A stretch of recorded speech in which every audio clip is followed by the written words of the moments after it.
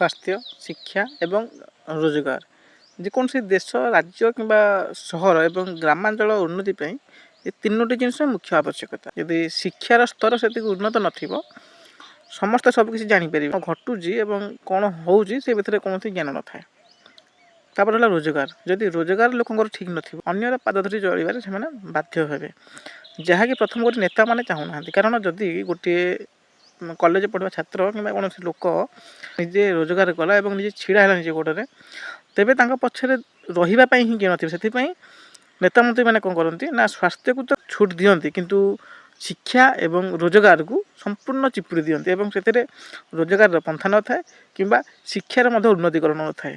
ଯାହାଫଳରେ ବର୍ତ୍ତମାନ କଲେଜ ପଢ଼ୁଥିବା ପିଲାମାନେ ରାଜନୀତି ଭିତରେ ବହୁତ ଇଣ୍ଟରେଷ୍ଟ ଦେଉଛନ୍ତି। କାରଣ ରାଜନୀତି ମୋ ହିସାବରେ କୌଣସି ଖରାପ ଜିନିଷ ନୁହେଁ, କିନ୍ତୁ ବର୍ତ୍ତମାନ ଯେଉଁ ଢଙ୍ଗରେ ରାଜନୀତି କରାଯାଉଛି ତାହା ଭବିଷ୍ୟତର ଲୋକମାନଙ୍କ ପାଇଁ ବହୁତ କ୍ଷତିକାରକ ଅଟେ।